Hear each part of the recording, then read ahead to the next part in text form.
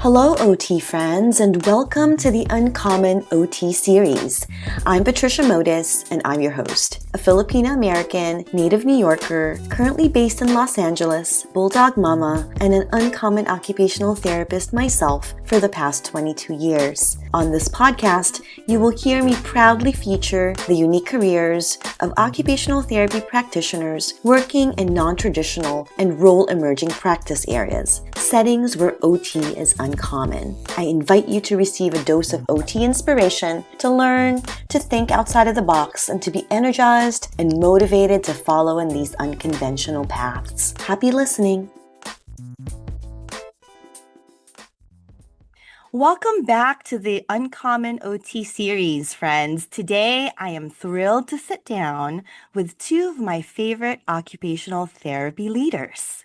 We have with us Doctors Samia Rafeedie and Dr. Arameh Anvarizadeh, and they're both here to talk about their recent experience at Hill Day, a powerful event where occupational therapy practitioners gather to meet with legislators and advocate for our profession in Washington, D.C. So today we're going to explore what it feels like to step into those policy spaces, why representation matters, and how advocacy shapes the future of occupational therapy. So to get us started, ladies, I'd love for each of you to share with us what motivated you to participate in Hill Day this year. I know you do every year. Can I just say something? First of all, thank you for that introduction. This is Arameh, everyone, and AOTA president. And I wish you all can see us because the way that Patricia rolled her R's to introduce myself and my sister Samia, you get a round of applause. But also, I wish you all could see how we were acting a straight mess during your introduction. Not only because we're excited to be here with each other, but because this is just an electric time. And we're coming off a Hill Day with energy and momentum. And I couldn't be more excited to have this conversation with the two of you right now. And so yes, but I don't even remember your question, but I just had to say shout out to you introducing. And I am overwhelmed. I am like whelmingly just excited to be having this conversation with Samia or Dr. Rafeedie, OTAC president. Okay. One not Yes. president to the other, my dear. What was It's So, why are we Samia, would you like to get us started, or do you want me to sure. repeat the why are we question? at Hill Day? It was Thank you for the intro. Of course, I echo everything my sister Arameh Anvarizadeh said, and I think the question was, what motivates us to go to AOTA Hill Day? What motivated? Is that your question? That was the question because Yes. I was so taken by Arameh's response, right? So, what motivates me every year that I have the opportunity to go is that I feel like because I'm so invested in the profession and because I'm so invested in my students at USC, that I want to accompany them and I want to help them and I want to teach them and I want to serve as a mentor while we're there in Washington, D.C. So every year we take a group of students with us and they win leadership awards. They get scholarships from the division and we take them over there. And I guess I'm wearing two hats. One hat is the professor, the occupational therapist, the person who's invested in the students and the future. And the other hat is my OTAC presidency. And Hmm. I feel like as a representative of the state association, we have to know what's happening at the national level. It's not just that California is in its own bubble, even though sometimes California is in its own bubble, but we really do have to keep tabs on what's happening at the national level because, as you both know, decisions that are made at the national level have an impact on every single state. So Yes. it would be irresponsible, I think, of me in my role not to attend. And I get so much satisfaction and joy from being there and investing that time with the students and teaching them how these very tangible acts can make an impact. That it is one of my favorite days of the year, and I don't dare miss it if I can at all help it. I want to piggyback off of that real quick because it is one of my favorite events of the year. And I used to go as a practitioner with my own budget. When we were students, I don't even know. I don't think we had it. I don't know. But as a practitioner, I would go because I felt the need. This is just as a practitioner. And then as a California rep for the Representative Assembly, I Hmm. would go and represent. I would mentor students. I would go with other practitioners. I would represent California and my constituents, right? And now, as this different role as AOTA president, I mean, obviously, it's important for me to be there, but I truly find joy in being together as a collective voice to Hmm. advocate for our profession. Yeah, it could seem performative. I'm sending all these letters, I'm coming and speaking with staffers, but also it's this continuous, um, consistent space that we're taking up to advocate and speak about the power of the work that we do in spaces like mental health, school-based, telehealth, Medicare. Those are the four Medicare. Those are the Home four areas health. yeah, Medi-Cal. These are the four things that we were areas we were focusing on this time around. But it's not just a one-time thing, right? It's not just we go to Hill Day and that's it. But Hill Day is an opportunity for us to show up. Again, one of my favorite opportunities to make them feel the vibrancy of occupational therapy. But Hmm. there's constant work throughout the year. Hill Day is just like one of those. Here I am. But yeah, I love it. And this was my first Hill Day actually as AOTA president. It was magnificent. I actually was able to go in a day before and have additional meetings with congressmen and congresswomen and across the table, blue and red, and it was fantastic. Ah, You know, amazing. you're making me think about one of the first times I went to Hill Day, Hmm. Arame, when I lived out there in Maryland. Hmm. And if you all remember the 75% rule that they were implementing in Hmm. acute rehab settings, Hmm. they wanted to make a policy that 75% of patients who were admitted into inpatient rehab facilities would have to have one of these 13 diagnoses in order Hmm. for the facility to be Right. profitable. And there was a group of people, including occupational therapy practitioners, physical therapy, speech therapy, There we go. Come on, Samia. Yes, physiatrists. I mean, anybody who worked in rehab sent representatives to the that's Hill. right. And my hospital sent me, because I was a supervisor for OTPT speech and recreational therapy, and I went down there with people that worked at my hospital, and we talked about why that 75% rule could be damaging. Because Hmm. then, if you don't have one of those magical 13 diagnoses, you don't stand a chance at getting accepted into these rehab units. And then all of a sudden, you might have to go to a skilled nursing facility, Right. or you might have to go to an extended care facility, or you might have to go home without therapy because you're not going to get accepted because you don't have one of these 13 diagnoses. So we marched to that hill and we talked to elected leaders that Right. we were constituents for. Those were people we voted into office we told them this is not going to work.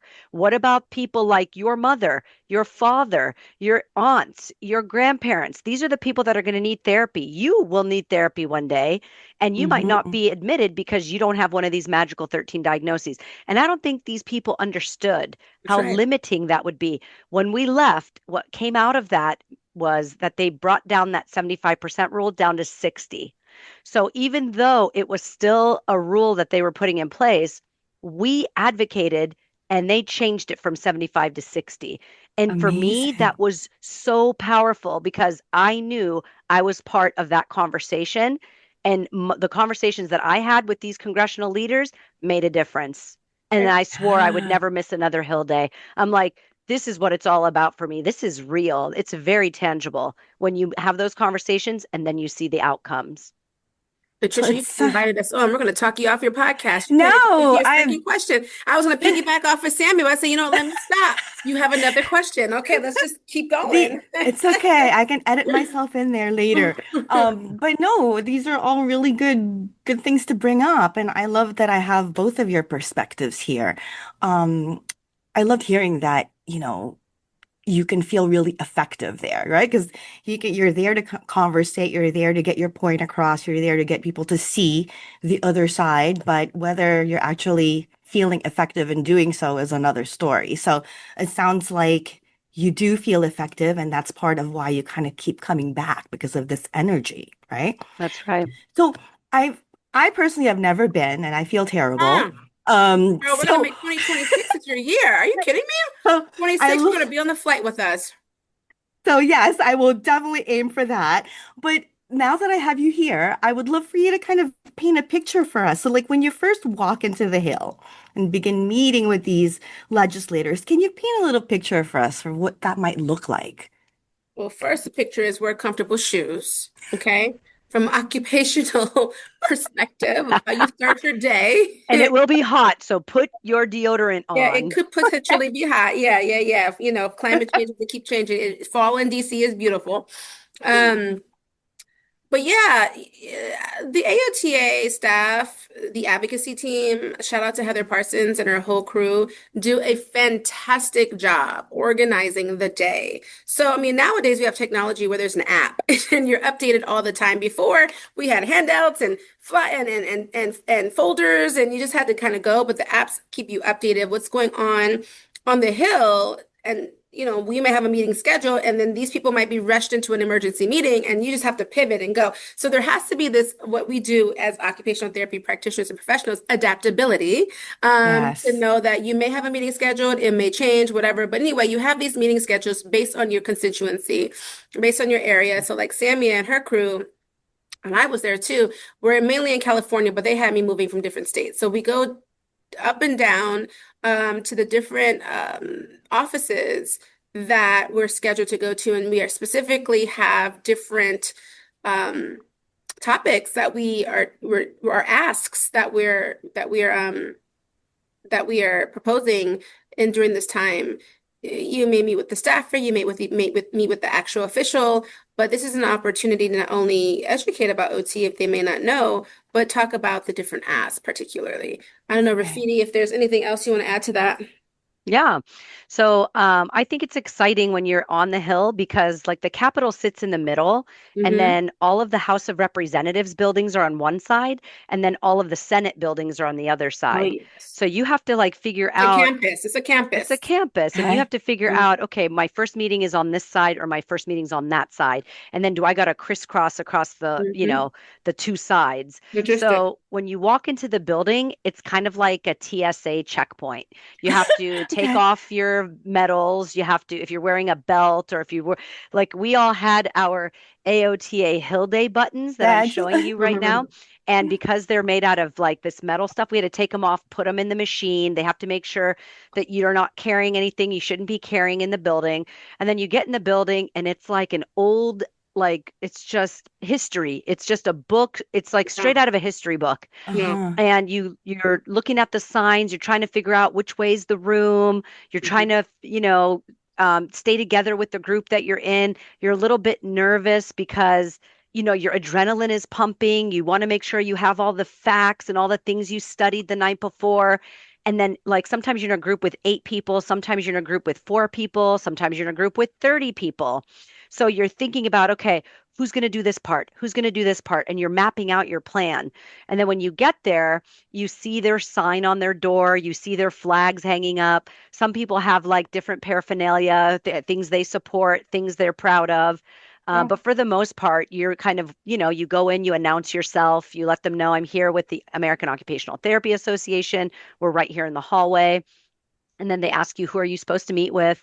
And like for the most part, we were meeting with staffers. It's very lucky for a group if they get to actually speak with someone from the House of Representatives or the actual senator. And it's a Friday, so people are like flying back home. So we don't get to talk to the officials a lot of the times, but sometimes groups get lucky and they do get to talk to the elected officials. But anyway, so they bring you back either into a conference room or into a lobby in their office. Or for one of our meetings, we were in the hallway in front of the door to the women's restroom and the elevator because there was no room for us inside the office. And then we go through and they're always happy to see us. They shake hands with us. They want us to introduce ourselves. The staffers seem genuinely interested in what we want to talk about. They're usually taking notes. We do have a folder from AOTA that has like all the bills and the way that we want them to vote. If we say oppose this or support this, it's all written for them. But then we share personal stories, and the students share stories about field work, and we share stories about our clinical practice. I share stories from the state level. What is OTAC working on, or what do I know about from the academic standpoint, things like that, and from my clinical experience. And then they thank us and they give us their business card. And then we shake hands again and we asked if we could take a picture and we post our pictures and then we move on to the next meeting because they're usually back to back. I mean, literally, my group and I didn't even have 20 minutes for lunch. We ran from 9 in the morning until 5 in the afternoon. Yeah, have a protein bar. Straight, Wow. straight. Okay. And then we follow up with an email and we thank them. And that's all in the app that Arameh was talking about. We post pictures and then we give AOTA any feedback. Like, I think you should follow up with this office because they seemed blah, blah, blah about this bill, or they were very supportive. No need to follow up with this office or whatever it might be. Yes. And then we It's debrief with the students and with each other. We change our plan of attack, or we say, do everything the same, everybody. And every meeting just gets easier and easier as you go through mhm. the day. The vibe. Yeah. Wow. I love also having the students. It's so cool having students there so early in their career. And I love to sit back and empower the students and be like, you got this. We have our plan of action, but I'm like, I don't need to take over the conversation. If I'll insert myself if I see a student might be having a hard time, but I'm there to like really empower them. And I was really proud of my group because the students were shining and it really made me smile. So, but yeah, you get more polished throughout the day for sure.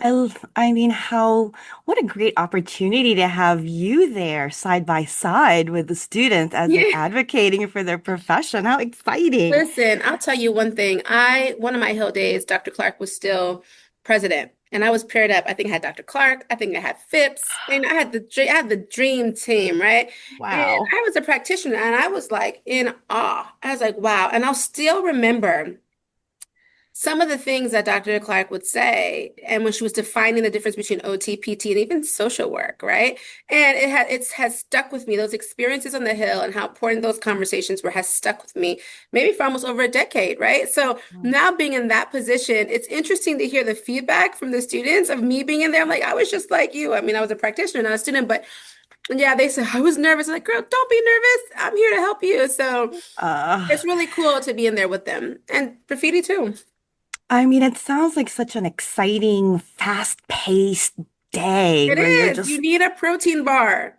We're not lying. I didn't eat, and I Your haven't. adrenaline is just pumping and it pumping. gets so exciting because you get positive feedback and you get those vibes and you get more confident in each meeting and you just want more. You feel like you could do it for 3 days straight. You really Wow. can, because I did it Thursday and Friday. Thursday, I met with the actual official, and those intimate one-on-ones were fantastic. Mm. Oh, wow. Were there any just specific moments or conversations during Hill Day that really stood out to you, or where you felt like the value of OT really clicked for the person on the other side of the table? I For know Rafini's about sure. to fall out of her chair, so I'm gonna let her go first. I'm Okay. hopping up and She down is on my ball ready to chair. tell Like, her yes, yes. storytelling and story making. Come on, OT. Tell your story, Rafini. I am sitting on this ball chair and I She can is barely about to sit. fall out of her ball chair. Go. Okay, so there was this one moment where we were in Senator Schiff's office. Shift. Yes. Okay. Okay, so we were with Senator Schiff's And there was office. like 30 people at that one, right? Two staffers. We had about 30 people in there because it was everyone who came from California. It was Give the so vision. Give the amazing. vision. Paint the We're all picture. s- we're all sitting around this really long conference table, and then there were extra people sitting against the walls on all three sides because we just ran out of room around the table. There were just so many people, and these staffers were so great. So we were talking about one of the bills that were talking with everybody about was the Medicare Home Health Act, which was Medicare Home Health Accessibility Act, HR 2013. Come So on now. Run the bill. Run the bill. Come you on. sit there with your papers and you're like, I'm going to talk to you about this bill and here's what it's all about. OT should be allowed to be ordered as a standalone service. Why should we need physical therapy or nursing or speech therapy to go in there first to do their assessment before we can go in? Oh, And Sammy. the staffers were kind of just looking at me like they didn't get it. And I was like, okay, let me say this a different way. What if you had a toothache and they told you you couldn't go to the dentist until you went to the eye doctor first? And they're like, A good one, Samia. That's A a great great analogy. example. and everybody in the room just went like this because it They was got like it. they got it.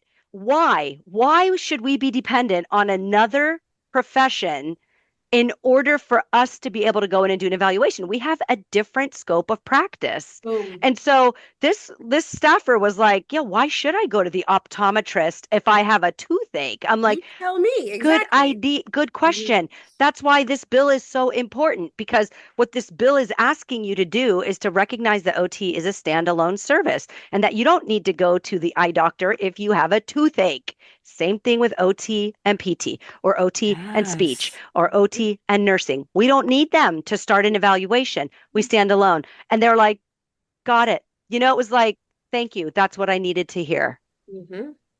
Okay, your turn, Arame. Yeah, well, I don't know. I'm listen. Memorable Any conversation, I know. memorable specific Listen, moment. moments? I had some really great conversations. And I kicked off on for Friday.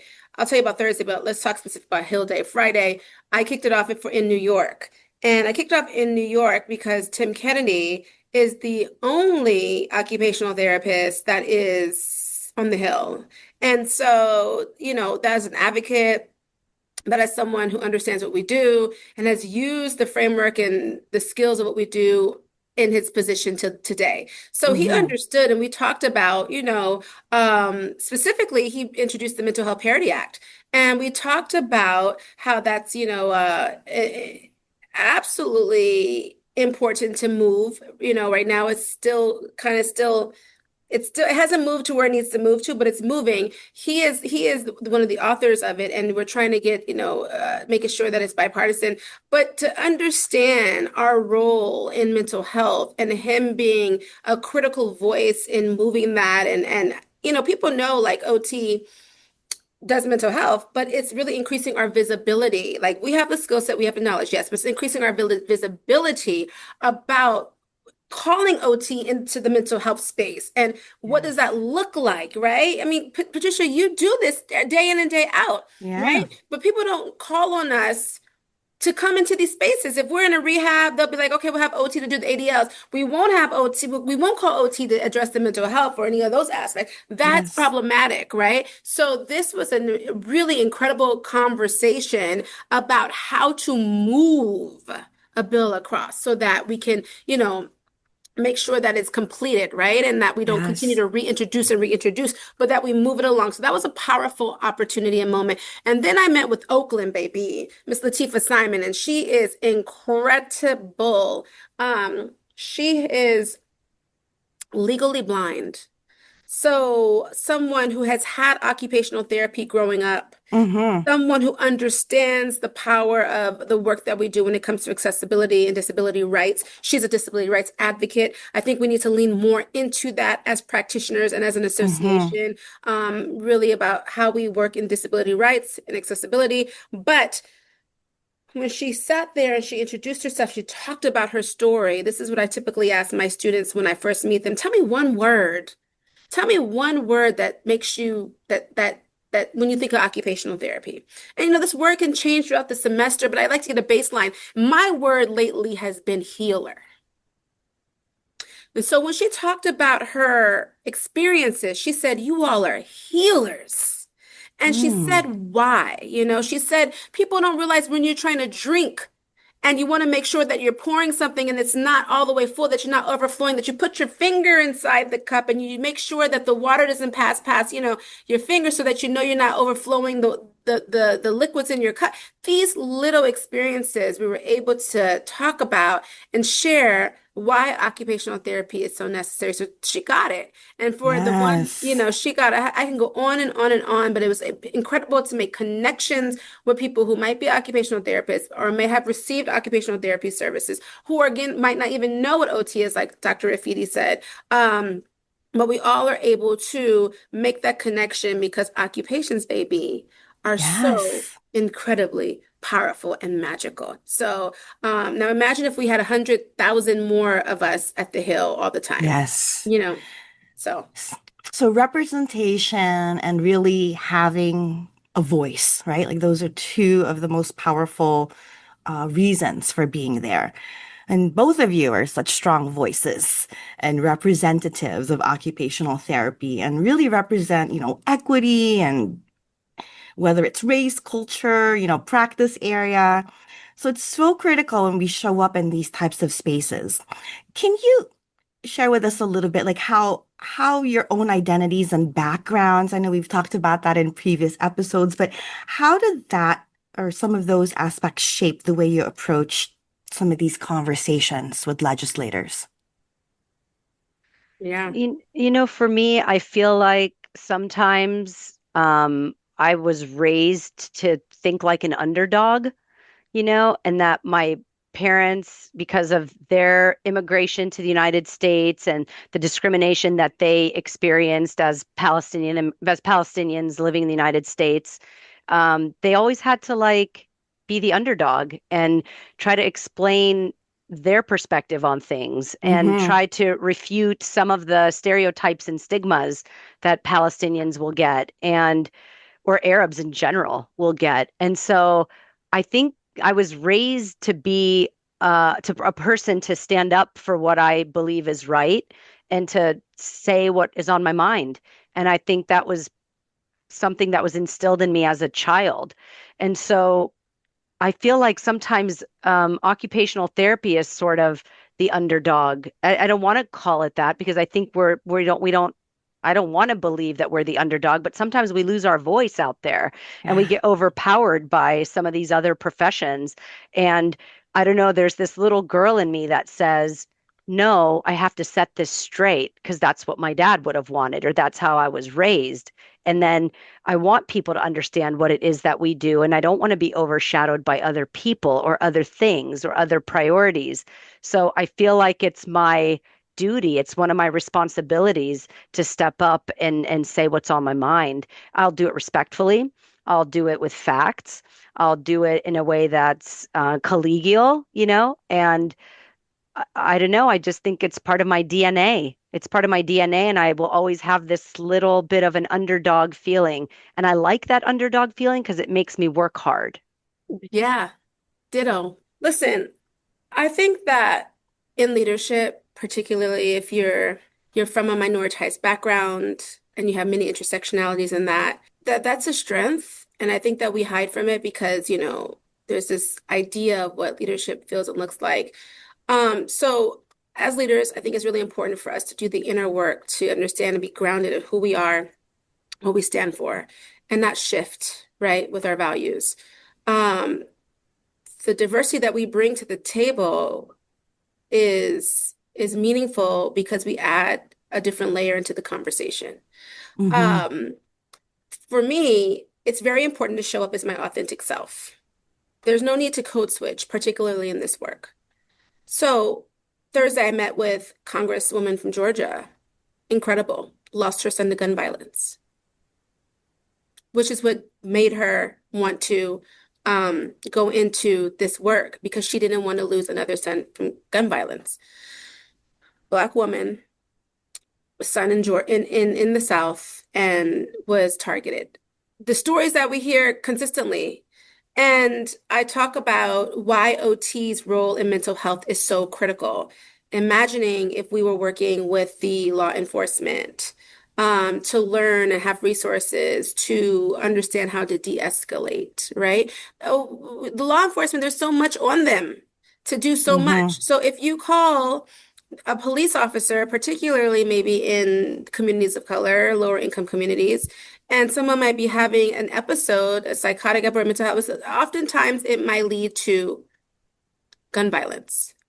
I have stories of a cousin having a bipolar episode and being killed in front of his kids. His kids had to walk over his body, and so I was able, through our lived experiences, through being able to understand how communities have been impacted, to make this connection about why, when we talk about mental health, that yeah, OTs are not just 100% in the hospital, but our purview, our skill set, our knowledge, our so well, that's why people don't know what we do, but our scope and the depth of what we do, particularly, let's just talk about in mental health because we're talking about that, lends itself to so much change in the world, Hmm. particularly with communities of underrepresented communities, right? Yeah. And so if I didn't bring these stories, this lens, this framework to make that connection, like, I see you, I hear you, I understand you,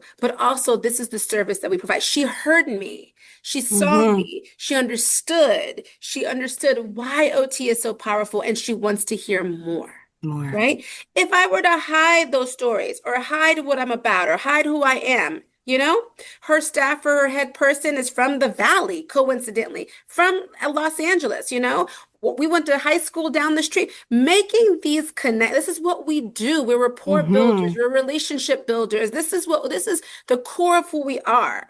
If we don't tap into our identities and make those connections and build those relationships, then we're missing the mark on the hill in our advocacy work. We're missing the mark in our clients' rooms. We're missing the mark on the communities that we serve, period.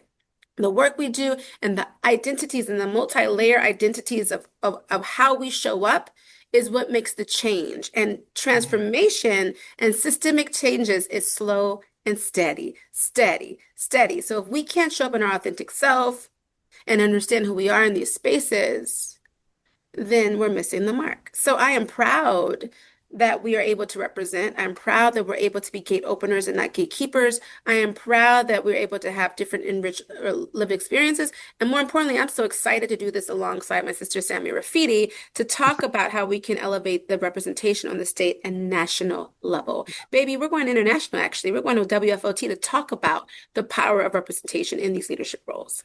Oh, I love So we're this. serious about it. These are such great words of encouragement, great Quote me and put it on a t-shirt. examples. I mean, for OT practitioners and students who may not necessarily see themselves reflected in like these traditional leadership roles, right? So when you're stepping into advocacy, these are such encouraging words to hear. So now thinking beyond Hill Day itself, right?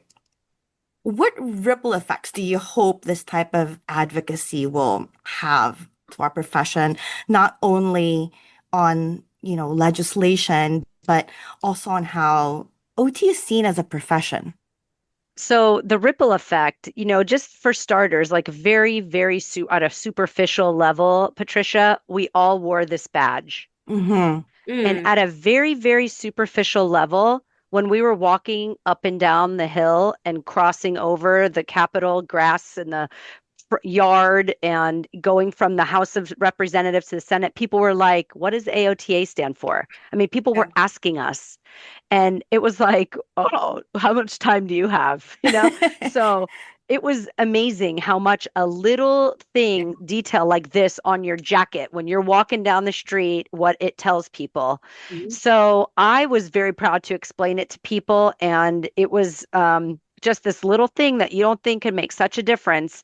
That effect is like, oh, so there's like a bunch of occupational therapy practitioners on the Hill today talking about these important bills for your profession. Yeah, that's exactly what it Yes. is. And it's all organized by our national association. So even in the local community and in that space on the Hill on Friday, the 19th, we had built this really big visibility for AOTA. And I then love that. on another like on another note, we talked to one of the staffers, and I loved what you said, Arame, about like building relationships because this Mhm. staffer is with Comlogger Dove's office, and Mm, every year I go there because I'm Comlogger Dove's constituent. mm. So I'm always assigned there, and he just looks at me. He's like, "You're back. Yeah. It's good to see you, Sam." And he knows Okay, me. Sam. He Oh, Look at he that. He knows me, and we have been in communication with each other over emails, and we keep in touch with each other. And when I went this time, I told the group of students, I said, we don't have to give him the spiel about what OT is. He already knows. So let's just jump Mm-hmm. right in. He said, actually, I want to tell you what happened with my dad, and I want to tell you what happened with Mm, my aunt. And he shared with us some personal experiences about them and with their mhm, health and the fact that they needed occupational therapy or rehabilitation services. mm, And we had this very, very strong moment with this guy where he was like, I get the work that you all do, and my mhm, family understands the work that you all do, and we need more of you. And we are going to support these bills because I believe in the power of what you're bringing to the table so much that it's in my own home right now. It's with my, family members. And I went out and I bought the wrong cane, and I wished I had an OT with me, and I didn't know how to help my dad get in and out of the shower. I understand mhm, how hard that is. And so when Mm-hmm. you have those kinds of conversations with people that are going to be critical decision makers, because those elected officials, they listen to every word those staffers say to them. Those are Mm-hmm. their eyes and ears on the ground. And so this person understands it. His family understands it. They're going to talk about it with other people they work with. And that ripple effect starts right there in that office, or it starts right in the street when someone sees that AOTA button that we're ATA, wearing. uh-huh. So I think the ripple effect is immediate. It's immediate. And then when you're on the plane and you're thinking about everything you did on the flight back and you're sending pictures to people or you're posting on your Instagram or your Facebook, ripple effects. When you bring the students and the students talk about how much Mm-hmm. fun they had, how much they learned, how much they appreciated being there with their professor, with the AOTA president, with the OTAC president, with professors from Cal State Dominguez Hills and from St. Augustine and all these other places. They are so excited. Instant ripple effects. Then you have students saying, I'm going next year. I'm not going to miss it. We saw those posts. We have like 11,000 views on one video that we are now getting all this feedback like, way to go, everybody. You did a mhm, great job. Thanks for advocating. And then I piggybacked on that like high. We were just riding a wave. And AB 1009 right now is a big deal in California. It's the OT and PT credential bill, and it's sitting on Governor Newsom's desk. And OTAC sent out a blast saying, please write and support AB 1009, write to Governor Newsom, call his office, tell him you support this bill. And what I did is I took that blast from OTAC and I forwarded it to my most intimate colleagues here at work and to our students. And I said, we're riding a wave. We just got back from DC. Help us get to the finish line. Do mhm. another form of advocacy. Write that letter to Governor Newsom. Call Yeah. his office because we're in it. We're in it and we can't get out of it. And the ripples keep going and going. So now it's rippling from national to state. And that's exactly why it was so important that both Arameh and I were there. Yeah. And I'll tell you, I sent you an email, done, sent. You saw that? Done, sent, Saw it. signed. All right. Signature on my email. No, it's me. But yeah, I mean, I started off this talking about it's not just a one day thing, right? Because a one day thing is like we checked it off the list. Here we are, and Mm-hmm. we'll wait until next year. Great to take some pictures. What's really happening? Are we moving the needle with these staffers? But listen, it's us as members, as non-members, as potential members, but it's also the beautiful advocacy teams that we have. We have four lobbyists at AOTA Oh, four. Okay. that do all Abe, Andy, Ryan, and Heather. They do incredible things. They all have different skill sets, and they are in there day in and day out, going to a networking event, having lunch here, working on our behalf every single day, updating our website. And imagine, like I said, if we had 100,000 more members, how many more other lobbyists or more work that Could we have? we could put in our advocacy efforts at the Mm-hmm. state and national level. Here's the thing. Every single person that you could think of, the gum industry, the sugar industry, the mosquito industry, everyone has an association. Everyone has a lobbyist, good or bad, good Yeah. or bad. There are every single day, there's people in these officials' ears or in front of them, not in their ears, in front of Mm-hmm. them, having a meeting. Hill Day for AOTA is not something special. Every people have a Hill Day. There were so many other people that were there. The automotive people were there. You saw the people, Samia, with the orange scarf, automotive people, right? Who are I said the same because I said, who are y'all? This scarf is beautiful, this orange. They all had a scarf. I said, we need a scarf. But the scarf was fabulous and the ties. And I'm like, who are y'all? Everyone is up there having their Hill Day. They're talking about the things that they need, the things that are concerning them, just like we are. But what Yes. will set us apart are the ripple effects, right? So if someone listening has never done any kind of advocacy before, what is one small or simple step that they can Sign the take today? letter. Like one simple step. Um, I think it's really important to also look at what's happening at the state level. State, just like national, are doing incredible advocacy work. To know what's going on in your backyard within your officials that are you're the constituent from, of it's really important to start getting in that grassroots, local and state advocacy level. It ripples up and it ripples down. We're all Mm-hmm. connected. We can't do one advocacy on one space and ignore the other. At the national level, I mean, I would say become a member. Obviously, if Yeah. if all that you don't do, if you don't find anything else important, I would say becoming a member and being a member and keeping your membership is what helps sustain the advocacy and the legacy and the a lot legislative work that we're doing.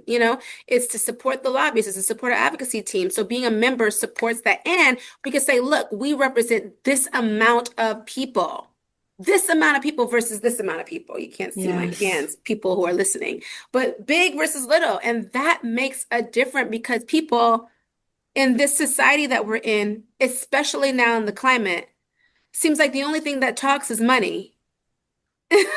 Yes. And whatever hits the pockets is what hits the pockets. It just seems like that to me right now, right? So the more people we have, the more constituents that are impacting their areas, I'm guaranteeing you that they'll probably be listening a little bit more closely.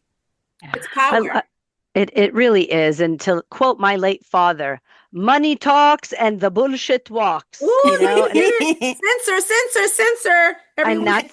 that's what he used to say because it Mhm. is unfortunately all about the money. And if people thought they were entering into this profession without politics behind it, there's always politics in healthcare because Oh, it's a teach all the time. business. They're so It's a business. business. So it's got to be about money and power. So I couldn't agree with Arame more. It's about membership because that's what helps us get into those spaces. That's what sends Arame to those meetings on the Hill so she can talk to those elected officials. She needs the entree into those rooms, into those spaces. And the only way to do that is with a powerful force like AOTA. And we I can't be mean, yeah. powerful if we don't have money. And we don't have money if we don't have members. And you And don't it's sorry, it's impossible for you to get into those meetings without money. So Yeah. listen, pact is important. You have the AOTA pack, you have the OTA, OTAC pack. I mean, our pack dollars is what, like Sammy said, helped me get into these one-on-ones where she was like, I know your bio. I was like, oh, okay, thank you. But those one-on-ones were so incredible too, and that's part of it, you know? for If we sure. want to So make systemic changes, or if we want to be able to take OT forward, if we want to be able to be increasingly visible, if we want to be able to get the things that we need passed so that we can get reimbursed what we deserve. Somebody does an Mm-hmm. evaluation, they don't even get reimbursed. If we want to have access to telehealth, I mean, the conversations this week in the Hill were about, are we having a government shutdown? It's real. It's contentious. It's what happens to our people and all the millions of clients, millions of people in our community, the 4 to 5 million people that will lose access to so many. It's about access. The ripple effects are serious. And so, what Mm-hmm. happens if we have a shutdown? Telehealth, Medicare, all the things. So, it's very important to support through membership, through PAC, through, um, even showing simple up. things, coming to conference, Hmm. going to your OTAC conference this Hmm. upcoming November 6th, 7th, 8th, and 9th Oh, shout in out. Pasadena, Shout going out. to AOTA conference at the end of April, Inspire in Anaheim, California, going to special topic forums on Tuesday nights going attending a symposium that is run by OTAC or any AOTA specialty topic, conference that they do, joining organizations like their school occupational therapy association, their SOTA groups, and taking on leadership roles, volunteering on committees for state and national associations, being presenters at conference. If you wrote a great paper for your research course, turn it in for a poster, come present at OTAC or AOTA. Stay informed. Stay You know, informed. know what's happening with these legislative. Stay Check out the informed. advocacy website on AOTA, like the link on AOTA's homepage. There's so much information there. OTAC has the same thing. Look at it. Know what's happening. We have a whole legislative center, you know? When I'm asked to be a speaker at a state association, I first dive deep in the advocacy work that they're doing, to acknowledge it, to highlight it. And here's the thing. If I'm asked to be a speaker at a state association, actually, Sammy, hear me with this because I'm a speaker at yours.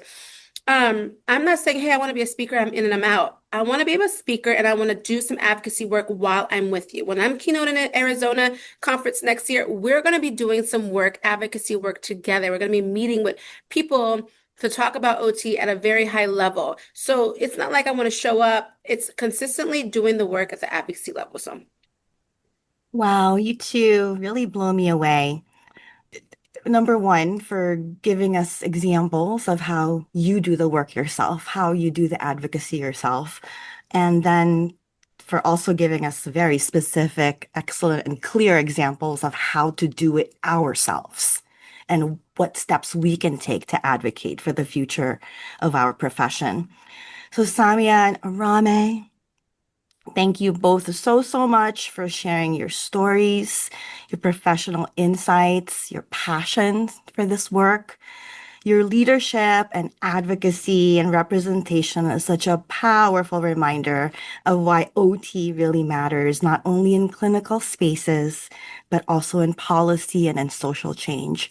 So I very much appreciate the time that you spent with me here and for, yeah, teaching Patricia, all of us what it's like to be at Hill Day and represent for our profession.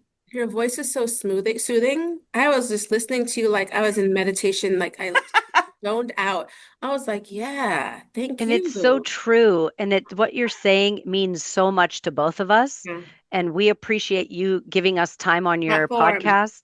Yeah, your Is platform. That's right, because it's an important one. Yeah, And the work that you do is just as important as the work that we do because you are advocating. Your advocacy on this platform is just as powerful as being on Capitol Hill because you're getting the word out and that's people are right. listening and they're reflecting and they're thinking about themselves and about their practice. And That's that's right. what it's all about. You've got That's the giant ripple ripple, effect. That's ripple. the ripple effect. That's the You, ripple. Okay, so Oh. now we know a presentation for all three of us. The ripple effect. Because it's not all, it's each of it, this is what I try to say, it's a collective action. Yes. I want to and it leave here. comes in different shapes and forms, right? Mhm. Yes. And I we want do to, what we can yeah, when we can. yeah. But Well, you that's two are powerhouses. And again, I appreciate your time and being here. So you wanted to say, yeah, I just wanted to say one of my priorities as president is increasing state and national collaboration.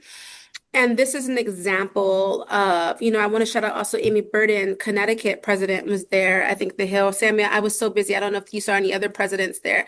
But, and the Connecticut leadership was there too. The advocacy co-chair was there.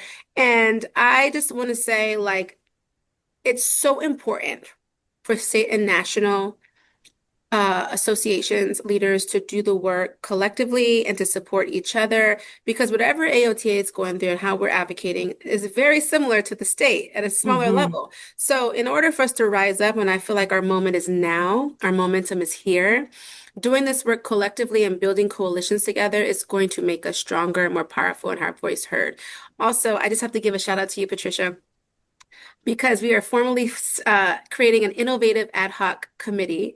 Patricia sits on this committee. Sammy, I know I'm shifting, but another presidential priority is increasing the voice and the space and the presence of our innovative practitioners / entrepreneurs. We are defining what this means, right? But I think that this is important in this conversation because as we're advocating about people knowing OT, specifically on the Hill, and as we're advocating about increasing our visibility of our scope of practice, the innovative practitioners podcasts like this is really what's critical, and also with the ripple effect of getting what we do and how we do it in different spaces.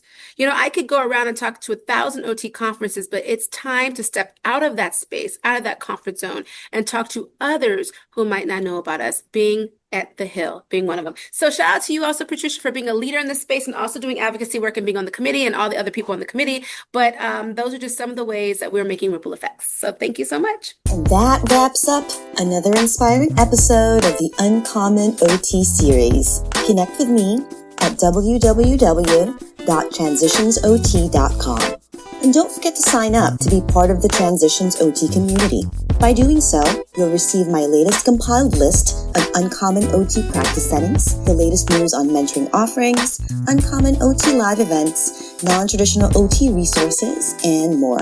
You may also follow me on my social media pages on Instagram and LinkedIn. And if you love this episode, head on over to Spotify, Stitcher, Apple, and Google Podcasts to follow, rate, and leave a review. I also ask you to consider pledging your support to my Passion Podcast project by being a patron on Patreon. It is very much appreciated. Sending big OT love. Thank you so much for listening. Until next time.